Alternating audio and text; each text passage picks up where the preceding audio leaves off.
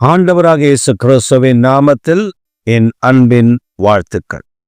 இந்த காலை தியானத்திற்காக நாம் தெரிந்து கொள்கிற வேத வசனம் லேவியராகமம் 26 அதிகாரம் 12 வசனம். நான் உங்கள் நடுவிலே உலாவி உங்கள் தேவனாயிருப்பேன், நீங்கள் என் ஜனமாயிருப்பீர்கள்.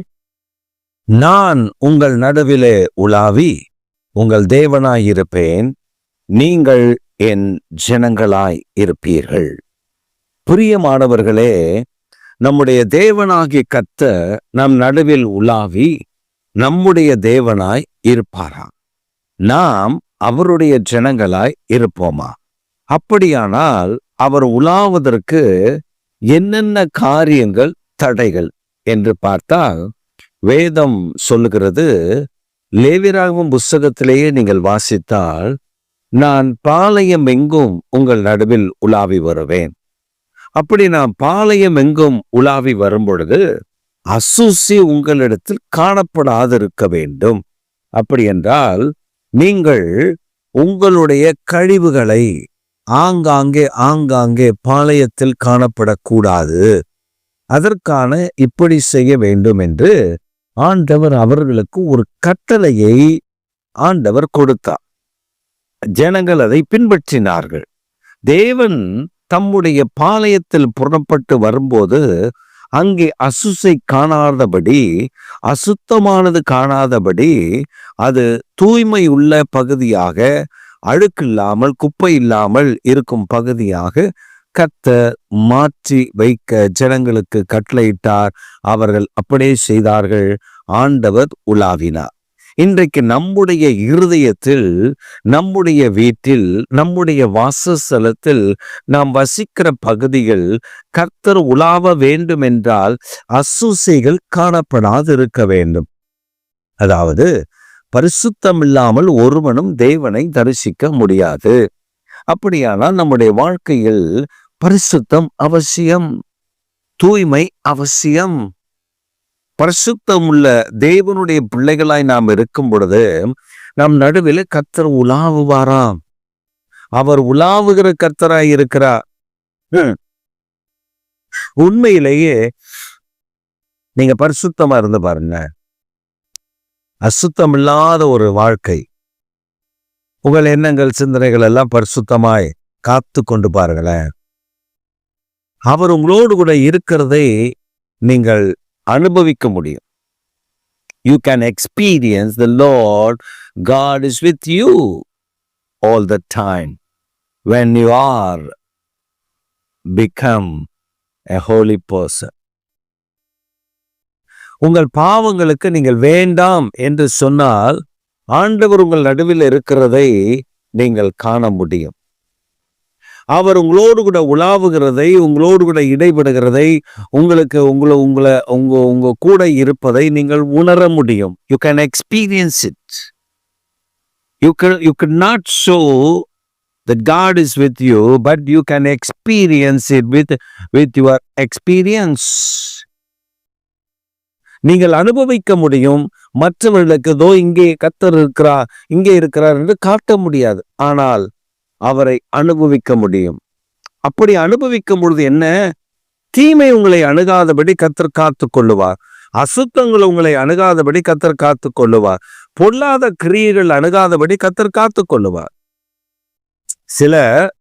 என் வாலிப நாட்களில் சிலர் ஊழியத்திற்கு சில இடங்களுக்கு போகும் பொழுது ஜெபிக்க வருவார்கள். ஜெபிக்க வருகிற ஒரு சிலர் வந்து நம்ம இடத்துல ஜெபிக்க குறிப்பு, அதாவது எதற்காக நான் ஜெபிக்க வேண்டும் என்று கேட்டால், சிலர் என்ன சொல்லுவாங்கன்னா, என் வியாதி, பலவீனம், திருமணம் ஆகலை, குழந்தை பாக்கியம் இல்லை, இப்படின்னு சொல்றத நான் கேட்டிருக்கேன். ஆனா சிலர் சும்மா, அதாவது நம்ம கிட்ட வந்து நம்மை சோதிக்கும்படி வருவார்கள். நம்மை சோதிக்கும்படி வருவார்கள். அவங்க வந்து சொல்லுவாங்க, எதற்காக ஜெபம் பண்ணணும்? சும்மா ஜெபம் பண்ணுங்க பாஸ்டர், சும்மா ஜெபம் பண்ணுங்க. இது எப்படி இருக்கு? தேவனுடைய சமூகத்தில் நம்மை திசை மாற்றுகிறதற்கு, நம்முடைய எண்ணங்களை சிந்தனைகளை திசை மாற்றுவதற்காக வருகிற பொல்லாத ஆவிகள். அப்ப ஆவியானவர் நடுவில் ஆவியானவர்கிட்ட நான் கேட்பேன் எப்பொழுதுமே, எப்ப ஜெபமானாலுமே நான் இவர்களுக்காக எதற்காக ஜெபிக்க வேண்டும் என்று கேட்பேன். ஆவியானவர் சில காரியங்களை சொல்லுவார், அவர்களுக்கு ஜெபிக்கும் பொழுது அது தீர்க்க தரிசனமாய் அமைகிறதை நான் பார்த்திருக்கிறேன். ஆனால் இந்த மாதிரி ஆட்கள், இப்படிப்பட்ட வாலிப பிள்ளைகள், இப்படிப்பட்ட குசுமு பிடித்தவர்கள் வந்து சும்மா ஜெபம் பண்ணுங்க அப்படின்னு சொன்னா, நான் அவர்கள் சொன்னபடியே ஜெபம் பண்ணுவேன். சும்மா ஆசீர்வதி, சும்மா சும்மா ஜெபிக்கிறேன் இயேசுவின் நாமத்தில். அப்படிதான் அவர்களுக்கு அநேக தேவை இருக்கு, அநேக காரியங்கள் இருக்கு, அநேக ஜெப குறைவுகள் இருக்கு, அபிஷேகத்தில் குறைவுகள் இருக்கு, வரங்களில் குறைவுகள் இருக்கு. இதற்காக கேட்க மாட்டார்கள். நம்மை திசை திருப்ப, நல்லா ஞாபகம் வச்சுக்கோங்க, நம்மை திசை திருப்ப. அப்ப நம்மை திசை திருப்போது ஆவியானோ நம் நடுவில் அசைவாட முடியாது. அப்ப இதுல ரொம்ப ஜாக்கிரதையா இருப்போம். ஆரம்ப காலகட்ட ஊழியத்துல கர்த்தர் அவர்கிட்ட கேட்டு கேட்டு கேட்டு கேட்டு அதிலுமே ஆண்டவர்கிட்ட நிறைய காரியங்களை கேட்டுமே சில காரியங்கள்ல நம்முடைய மாம்சம் தலையிடும். இதை நீ செஞ்சா என்ன ஆண்டவர் வேண்டாம் நான் சொல்ல போறாரு, செஞ்சிரு. இதை நீ நடப்பித்தான் ஆண்டவர் என்ன கோபமா பட போறாரு, செஞ்சிரு. அப்ப நாம் அதை ஆண்டவருக்கு பிரியமா இருக்கும் என்று நாம் நினைத்து கொண்டு செய்த காரியங்கள் ஆண்டவருக்கு பிரியம் இல்லாம இருக்கும். அப்படின்னு சில காரியங்களை சிக்கியிருக்கேன். என் சுய எண்ணம், சரீரம், என்னுடைய மாம்சம் சொல்லுகிறதை கேட்டு நான் சில விஷயங்களில சிக்கியிருக்கேன். அப்ப ஆவியானவர் நம் நடுவில் உலாவணும், நாம் அவருடைய ஜனங்களா இருக்கணும். இப்ப நம்ம நடுவில் அவர் உலாவினா நாம் அவருடைய ஜனங்கள். சொல்லுவார், ஆபத்து வரும்பொழுது, தீமை வரும்போது, பொல்லாப்பு வரும்பொழுது சில மனிதர்கள் என்னை தேடி வருவார்கள்.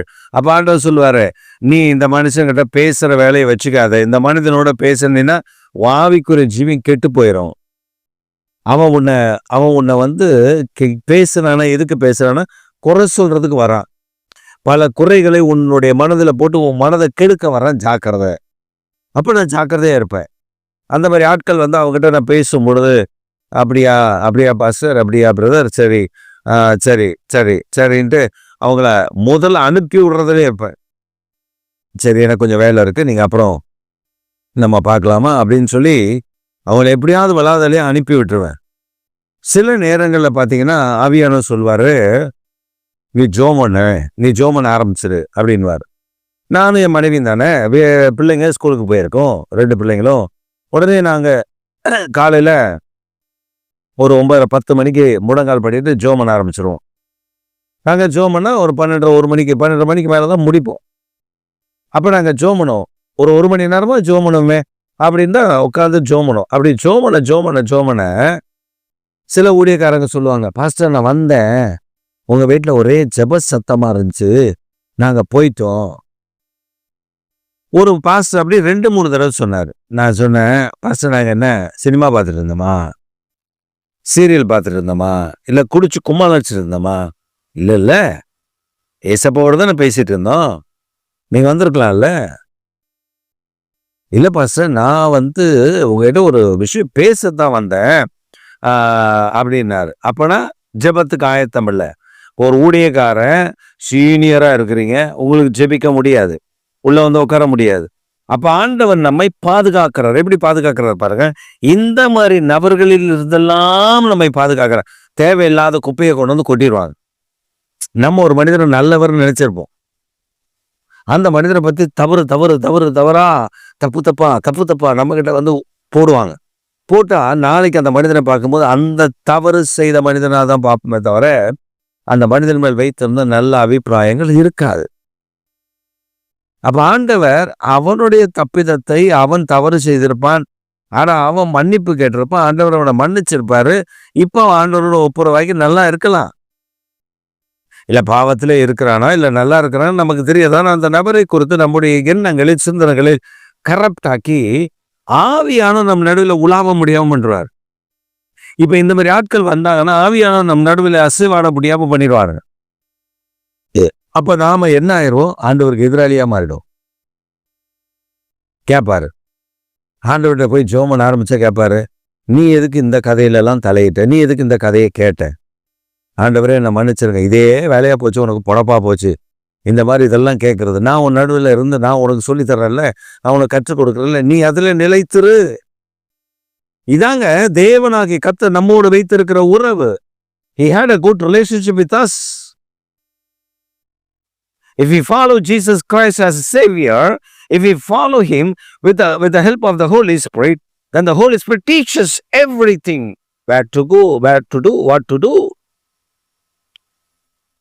யாருக்கு நாம் காணிக்கை கொடுக்கணும், யாருக்கு காணிக்கை வாங்கணும், யாருக்கிட்ட காணிக்கை வாங்கணும் சொல்லி தருவார்.